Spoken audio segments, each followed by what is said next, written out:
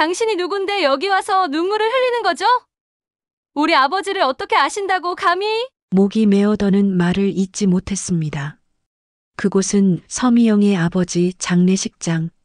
검은 양복을 입은 낯선 남자가 조문객으로 찾아와 영정사진 앞에 무릎을 꿇고 오열하는 모습을 보고 참을 수 없었던 서미영은 결국 그에게 다가가 말을 걸었습니다. 장례식장은 추운 겨울 날씨만큼이나 차갑고 무거운 공기로 가득 찼습니다.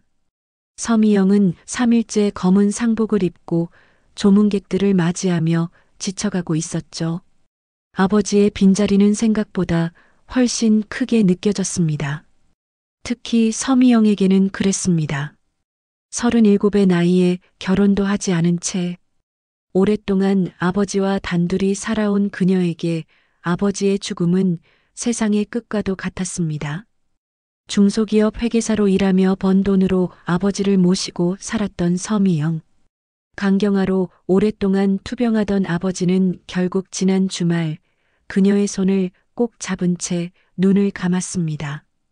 세상에 홀로 남겨진 것 같은 공허함이 서미영의 가슴을 파고들었습니다. 친척들은 형식적인 위로를 건네고 떠났고 이제 그녀에게는 아무도 없었습니다. 아버지, 그리고 15해 전에 먼저 세상을 떠난 오빠 준호. 그런데 갑자기 나타난 이 낯선 남자. 고급스러운 양복에 깔끔하게 정돈된 머리카락, 그리고 어딘가 익숙한 얼굴. 잠시 멍하니 그를 바라보던 서미영의 가슴이 묘하게 조여왔습니다. 저 사람 어디서 본 것 같은데. 그런데 왜 내 아버지 앞에서 저렇게 오열하는 걸까? 누구세요? 떨리는 목소리로 다시 물었습니다. 그때 남자가 천천히 고개를 들었습니다.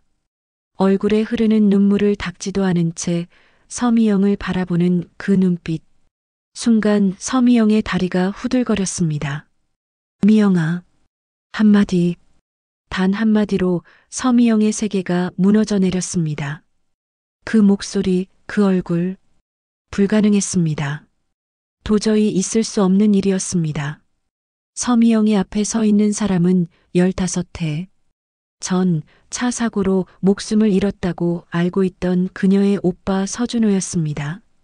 서준호. 그 이름을 마지막으로 불러본 게 언제였을까요? 서미영은 15해 동안 그 이름을 가슴 깊이 묻어두었습니다.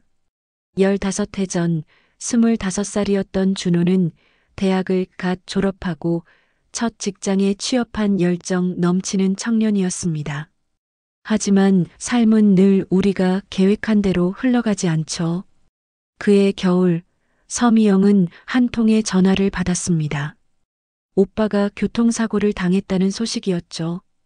준호가 사고를 당했어. 지금 병원으로 와. 아버지의 떨리는 목소리가 아직도 귓가에 생생합니다. 눈보라가 치는 밤 미영은 택시를 타고 병원으로 달려갔습니다. 하지만 도착했을 때는 이미 모든 것이 끝난 후였습니다. 의사는 현장에서 사망이라는 냉정한 진단을 내렸고 경찰은 음주운전자에 의한 뺑소니, 사고라는 보고서를 작성했습니다. 미영은 그날의 기억을 지우려 애썼지만 오빠의 장례식 장면은 여전히 악몽처럼 그녀를 찾아왔습니다. 검은 관, 울부짖는 아버지, 그리고 준호의 사진 앞에서 무너져 내리는 자신의 모습. 장례를 치르고 난 후 아버지는 완전히 다른 사람이 되었습니다. 술에 의존하기 시작했고 건강은 날이 갈수록 나빠졌죠. 아버지, 제발 술 그만 드세요. 내 오빠가 내 곁을 떠났는데 어떻게 견디란 말이냐. 미영은 때론 오빠보다 자신이 먼저 갔더라면 아버지가 덜 아파했을까 하는 생각까지 했습니다. 준호는 아버지의 자랑이자 희망이었으니까요. 대학도 나오지 못한 아버지는 아들이 좋은 대학에 들어가고 괜찮은 직장을 얻자 그토록 기뻐했었습니다. 하지만 모든 것이 한순간에 사라졌죠. 시간이 흐르며 서미영은 그저 살아남기 위해 필사적으로 노력했습니다. 취업을 했고 아버지를 돌보며 하루하루를 버텼습니다. 오빠의 부재는 항상 그녀 곁에 있었지만 서서히 그 상처는 아물어가는 듯 했습니다. 그런데 지금 장례식장에서 만난 이 남자, 누가 봐도 서준호였습니다. 그녀의 오빠, 15해 전에 죽었다고 믿었던 그 사람. 이게 무슨 농담이에요? 당신은 죽었잖아요. 서미영의 목소리가 떨렸습니다. 이런 상황이 현실이라면 지난 15해는 무엇이었을까요?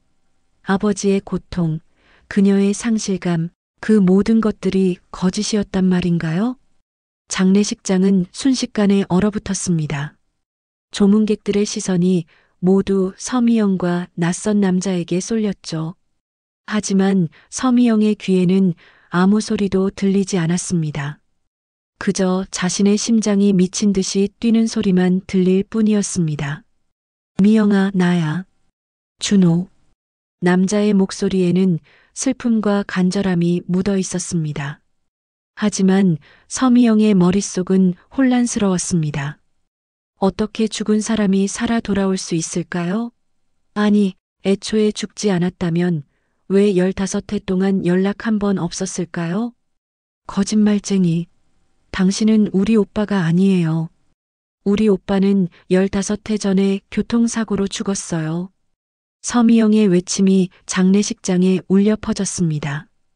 일부 조문객들은 당황한 표정으로 서로를 바라보았고 일부는 슬그머니 자리를 피했습니다. 하지만 그 남자, 자신을 준호라고 주장하는 그 남자는 미동도 하지 않고 서미영을 바라보고 있었습니다. 미영아, 여기서 이야기하긴 어려울 것 같아. 조용한 곳으로 가서 얘기하자. 그의 말에 서미영은 비웃음을 지었습니다. 어떻게 이런 순간에 아버지의 장례식에서 이런 일이 벌어질 수 있는지 눈물이 그녀의 시야를 흐렸습니다. 난 당신을 따라가지 않을 거예요. 당신이 누구든 여기서 당장 나가주세요. 서미영의 목소리는 단호했지만 내면은 혼란스러웠습니다. 이 남자가 정말 오빠라면? 하지만 그럴 리 없었습니다. 오빠는 죽었고 장례식도 치렀으며 그들은 15해 동안 그의 부재를 견뎌왔으니까요. 그때 장례식장 뒤쪽에서 서미영의 사촌 언니가 다가왔습니다. 미영아, 진정해. 여기는 장례식장이야. 아저씨를 모시고 의자에 좀 앉아서 이야기해봐. 서미영은 사촌 언니의 말에 잠시 생각했습니다. 그리고 천천히 고개를 끄덕였습니다. 그녀는 이 상황이 혼란스럽고 괴로웠지만 아버지의 장례식을 망치고 싶지는 않았습니다. 조용한 대기실로 자리를 옮긴 서미영과 그 남자. 서미영은 여전히 그를 오빠라고 인정할 수 없었습니다. 하지만 가까이서 보니 정말 오빠를 닮았습니다. 아니, 그냥 닮은 게 아니라 바로 그 사람이었습니다. 조금 더 나이 들고 세련되어졌지만 분명히 서준호였습니다. 어떻게 살아있을 수 있어요? 우리는 장례식까지 치렀어요.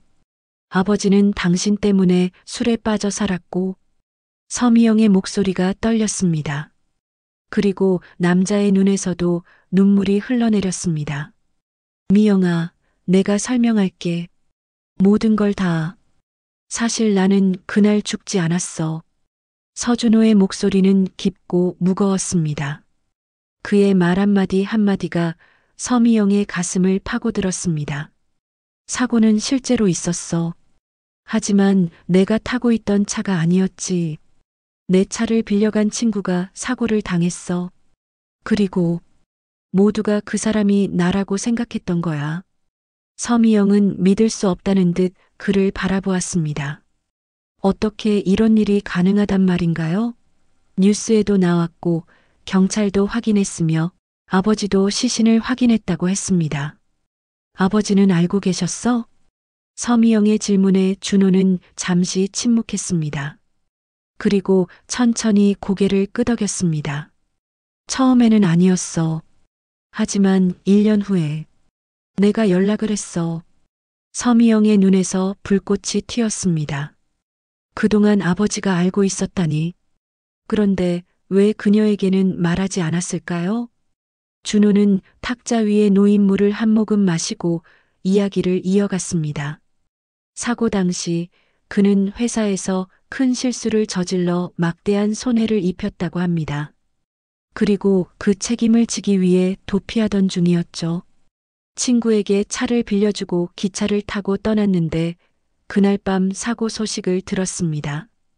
처음에는 충격이었어. 하지만 그때 내 상황이 회사 돈을 잘못 투자해서 날린 상태였어. 경찰이 쫓고 있었고 감옥에 갈 수도 있었지. 그래서 나는 그냥 죽은 것으로 두기로 했어. 서미영의 얼굴이 창백해졌습니다. 그런 이유로 가족들을 속였다니 도저히 이해할 수 없었습니다. 그렇게 해외로 도망쳤어? 처음에는 정말 힘들었지. 신분도 없고 돈도 없고. 하지만 운이 좋았어. 작은 벤처 회사에 취직했는데 그게 대박이 났어. 지금은 그 회사의 공동 창업자로 인정받고 있어. 준호의 말에 서미영은 쓴웃음을 지었습니다. 그동안 그는 성공했고 백만장자가 되었다고 합니다. 그동안 그들이 겪은 고통은 아무것도 아니었다는 듯이. 그래서 1년 후에 아버지께 연락했어. 상황을 설명하고 용서를 구했지. 아버지는 처음에는 화가 많이 나셨어. 하지만 결국 이해해 주셨어. 다만 한 가지 조건이 있었어. 서미영은 준호의 다음 말이 무엇일지 어렴풋이 짐작할 수 있었습니다. 내게는 절대 말하지 말라고 하셨지. 내가 상처받을까봐. 순간 서미영의 가슴에 분노가 치솟았습니다. 아버지와 오빠 두 사람 모두 그녀를 속였다는 사실에 배신감이 밀려왔습니다. 그래서 15해 동안 나를 속였단 말이에요? 내가 당신 때문에 얼마나 슬퍼했는지 알아요? 아버지는 얼마나 괴로워하셨는지. 그리고 문득 서미영의 머릿속에 의문이 들었습니다. 아버지가 정말 괴로워했을까요? 아니면 그것도 연기였을까요? 서미영의 질문에 준호는 깊은 한숨을 내쉬었습니다. 아버지의 슬픔은 진짜였다고 합니다. 처음 1년간은 정말로 준호가 죽었다고 믿었으니까요. 그리고 진실을 알게 된 후에도 그 비밀을 간직하는 것은 아버지에게 큰 부담이었다고 했습니다. 아버지는 매일 밤 너에게 미안하다고 중얼거리셨어. 내가 가끔 몰래 한국에 와서 아버지를 만날 때마다 항상 그 말씀을 하셨지. 서미영은 믿을 수 없다는 눈으로 준호를 바라보았습니다. 그동안 오빠가 몰래 한국에 와서 아버지를 만났다니, 그녀가 모르는 사이에 이런 일들이 있었다니. 그럼 아버지의 병은 당신을 그리워해서가 아니었던 거네요. 준호는 고개를 저었습니다. 아니야. 아버지는 정말 나를 그리워하셨어. 그리고 너에게 진실을 말하지 못하는 죄책감으로 괴로워하셨지. 그게 아버지의 간을 더 망가뜨렸어. 서미영은 고개를 떨구었습니다. 모든 것이 혼란스러웠습니다. 아버지가 그토록 오래 비밀을 간직했다는 사실이 믿기지 않았습니다. 그리고 더 이해할 수 없는 것은 왜 아버지가 마지막 순간에도 진실을 말하지 않았느냐는 것이었습니다. 아버지는 왜 돌아가시기 전에 나에게 말씀하지 않으셨어요? 준호의 눈에 슬픔이 깃들었습니다. 아버지는 내가 나를 미워할까봐 두려워하셨어. 내가 너에게 상처를 줬다는 걸 아셨거든. 그래서 내가 그 상처를 계속 간직하는 것보다 내가 죽었다고 생각하는 게 더 나을 거라고 생각하신 것 같아. 서미영은 울음을 참으려 애썼지만 눈물이 볼을 타고 흘러내렸습니다. 아버지의 마지막 말이 떠올랐습니다. 미영아, 언젠가 내 앞에 큰 충격이 올 수도 있어. 하지만 그건 모두 너를 위한 거였다는 걸 기억해 주렴. 당시에는 그 말의 의미를 이해하지 못했습니다. 하지만 이제야 알 것 같았습니다. 아버지는 언젠가 준호가 돌아올 것을 알고 있었던 것이었습니다. 오빠, 정말 이해가 안 돼요. 어떻게 가족을 버리고 떠날 수 있었어요? 그리고 어떻게 그 오랜 시간 동안 연락도 없이 지낼 수 있었어요? 서미영의 목소리에는 분노와 슬픔이 뒤섞여 있었습니다. 그녀는 오빠를 미워하고 싶었지만 동시에 그가 살아있다는 사실에 안도감도 느꼈습니다. 이런 복잡한 감정이 그녀를 더욱 괴롭혔습니다.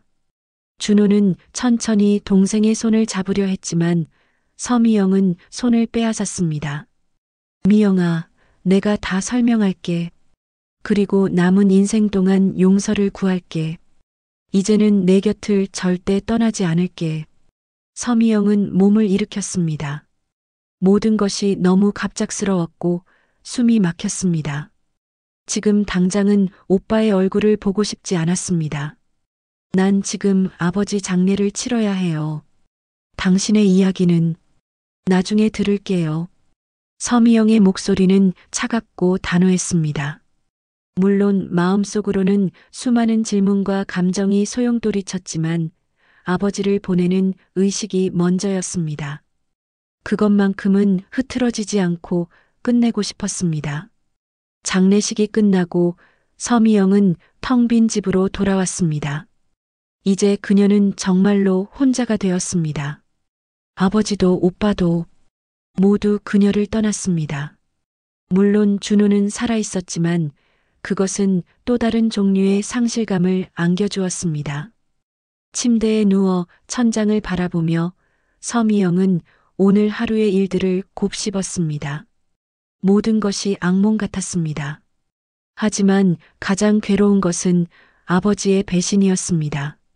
어떻게 그토록 중요한 비밀을 평생 간직할 수 있었는지 이해할 수 없었습니다. 아버지, 왜 저한테 말씀해 주지 않으셨어요? 텅 빈 방에 메아리치는 그녀의 목소리. 하지만 대답은 돌아오지 않았습니다. 다음 날 아침 서미영의 초인종이 울렸습니다. 문을 열자 준호가 서 있었습니다. 이번에는 고급 양복이 아닌 편안한 캐주얼 차림이었습니다. 그는 두 손에 커피와 빵을 들고 있었습니다. 들어와도 될까? 서미영은 잠시 망설이다가 문을 열어주었습니다. 침묵 속에서 두 사람은 거실 소파에 마주 앉았습니다. 창문으로 들어오는 아침 햇살이 먼지 입자를 비추었고 서미영은 그 부유하는 먼지를 바라보며 심호흡을 했습니다. 좋은 아침이라고 말하기엔 어색하네. 준호가 먼저 입을 열었습니다. 서미영은 대답 없이 그가 내민 커피를 받아들었습니다. 평소 같았으면 고마워했을 텐데 지금은 그저 그의 얼굴을 마주보는 것만으로도 가슴이 아팠습니다. 정말로 오빠가 맞나요? 서미영이 마침내 입을 열었습니다. 그녀의 목소리에는 의심과 경계심이 가득했습니다. 그래, 미영아. 나 맞아. 준호는 주머니에서 지갑을 꺼내 오래된 사진 한 장을 꺼냈습니다. 서미영의 20살 생일 파티 때 찍은 가족 사진이었습니다. 아버지, 준호, 그리고 서미영. 세 사람 모두 환하게 웃고 있었습니다. 이걸 내가 아닌 다른 사람이 갖고 있을 리 없잖아. 서미영은 사진을 받아들고 가만히 바라보았습니다. 그때 그들은 행복했습니다. 오빠가 죽기 전, 아버지가 아프기 전, 그리고 모든 거짓말이 시작되기 전. 왜 그랬어요? 왜 우리를 버렸어요? 서미영의 목소리가 떨렸습니다. 준호는 깊은 한숨을 내쉬었습니다. 처음에는 정말 두려웠어. 회사 돈을 날리고 경찰이 쫓아오고 내가 자수했다면 감옥에 갔을 거야. 그리고 친구의 사고는 정말 우연이었어. 하지만 그 상황이 나한테는 탈출구처럼 보였지. 준호는 15해 전의 일을 천천히 풀어냈습니다. 어떻게 다른 나라로 도망쳤는지, 어떻게 새 삶을 시작했는지, 그리고 어떻게 성공을 거두었는지. 하지만 그 이야기 속에는 가족에 대한 그리움과 죄책감이 끊임없이 묻어났습니다. 처음 몇 년은 매일 밤 너희들 생각에 잠을 이루지 못했어. 특히 내가 걱정됐지. 하지만 아버지께 연락했을 때 그분이 내가 잘 지내고 있다고 하셨어. 대학도 졸업하고 취업도 했다고. 서미영은 씁쓸하게 웃었습니다. 네, 전 잘 지냈죠. 오빠가 죽은 줄 알고 매일 밤 울면서요. 아버지는 술에 의존하고 건강을 잃어가는데 혼자서 그분을 간호하면서요. 정말 잘 지냈어요. 서미영의 목소리에는 날카로운 비난이 담겨 있었습니다. 준호는 고개를 숙였습니다. 미안해, 정말 미안해. 서미영은 소파에서 일어나 창가로 걸어갔습니다.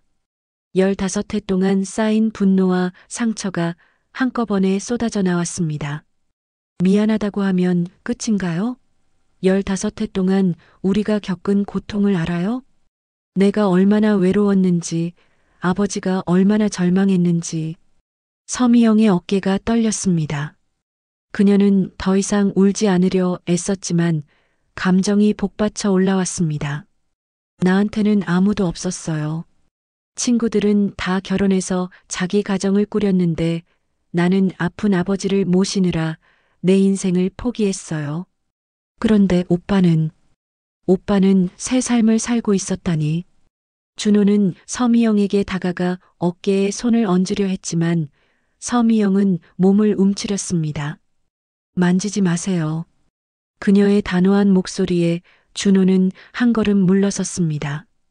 그의 눈에도 눈물이 고여 있었습니다. 미영아, 내가 모든 걸 바로잡을게. 이제부터는 내 곁에 있을게. 내가 가진 모든 것을 너와 나눌게.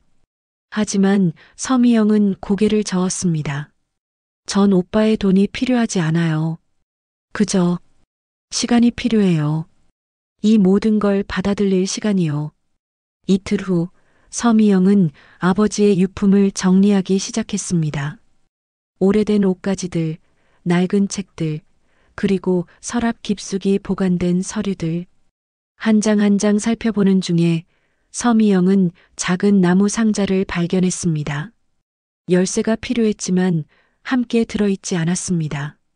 그녀는 집안 여기저기를 뒤져 열쇠를 찾아보았지만 소용없었습니다. 결국 준호에게 전화를 걸었습니다. 처음으로 그녀가 먼저 연락한 것이었습니다. 혹시 아버지가 작은 나무 상자를 갖고 계셨다는 거 알아요? 준호는 잠시 생각하더니 대답했습니다. 아, 그 상자. 열쇠는 아버지가 항상 목걸이처럼 목에 걸고 다니셨을 거야. 서미영은 얼른 아버지의 유품 중 목걸이를 찾아보았습니다. 그리고 정말로 작은 열쇠가 달린 목걸이를 발견했습니다. 떨리는 손으로 상자를 열자 오래된 편지들과 사진, 그리고 일기장이 나왔습니다. 서미영은 일기장을 펼쳤습니다. 그것은 아버지가 준호의 사망 이후부터 쓰기 시작한 것이었습니다. 첫 페이지에는 아버지의 절망과 슬픔이 고스란히 담겨 있었습니다. 오늘 내 아들을 땅에 묻었다. 어떻게 자식이 먼저 갈 수 있단 말인가.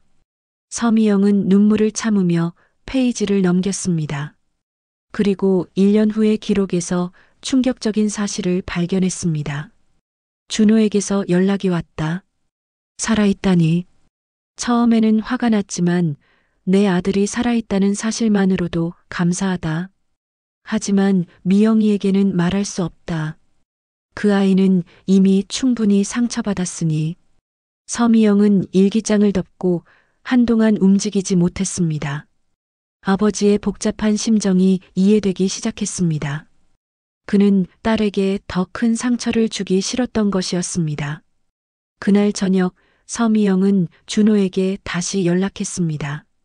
그리고 만남을 요청했습니다. 이번에는 준호의 호텔 스위트룸에서 만났습니다. 백만장자가 된 오빠의 삶은 분명 그녀의 것과는 달랐습니다.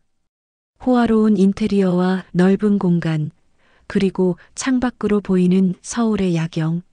모든 것이 낯설었습니다. 아버지의 일기장을 찾았어요. 서미영이 말했습니다. 준호는 잠시 침묵하더니 천천히 고개를 끄덕였습니다. 그래서 여기까지 온 거야? 서미영은 깊은 한숨을 내쉬었습니다. 이해하려고 노력하고 있어요. 아버지가 왜 그런 선택을 하셨는지, 오빠가 왜 그런 결정을 내렸는지. 준호는 서미영 옆에 앉았습니다. 이번에는 서미영이 그를 밀어내지 않았습니다. 내가 가장 후회하는 건 너에게 이렇게 큰 상처를 준 거야. 내가 혼자 아버지를 돌보고 내 인생을 희생한 건 내 잘못이야. 서미영의 눈에 눈물이 맺혔습니다. 전 오빠를 원망했어요. 그리고 아버지도요. 하지만 이제는 그저 진실을 알고 싶어요. 모든 진실을요. 준호는 깊은 숨을 들이마시고 15해 동안 간직해온 모든 비밀을 털어놓기 시작했습니다. 회사에서의 실수, 도망, 해외에서의 새 출발, 그리고 성공까지 모든 이야기가 쏟아져 나왔습니다. 내가 처음 아버지께 연락했을 때 그분은 나를 용서하셨어. 하지만 한 가지 조건이 있었지. 내가 대학을 졸업하고 자리를 잡을 때까지 절대 나타나지 말라는 거였어. 서미영은 놀란 눈으로 준호를 바라보았습니다. 그 후로도 몇 년이 더 지났잖아요. 준호는 부끄러운 듯 고개를 숙였습니다.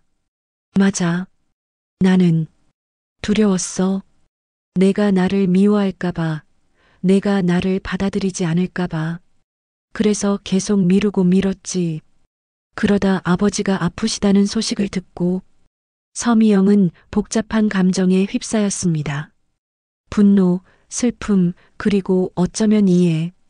아버지와 오빠 두 사람 모두 그녀를 위한다고 생각한 행동이 이런 결과를 낳았다는 사실이 아이러니했습니다. 우리 가족은 너무 많은 비밀과 오해 속에 살아왔네요. 서미영이 작게 중얼거렸습니다. 준호는 동생의 손을 조심스럽게 잡았습니다. 이제부터는 다르게 살자, 미영아. 솔직하게, 그리고 함께. 그리고 처음으로 서미영은 그 손을 뿌리치지 않았습니다. 봄이 왔습니다. 아버지가 떠난 지 석 달, 준호가 돌아온 지 석 달이 지났습니다. 서미영의 인생은 크게 달라졌습니다. 더 이상 혼자가 아니었습니다. 오빠 준호가 그녀 곁에 있었습니다.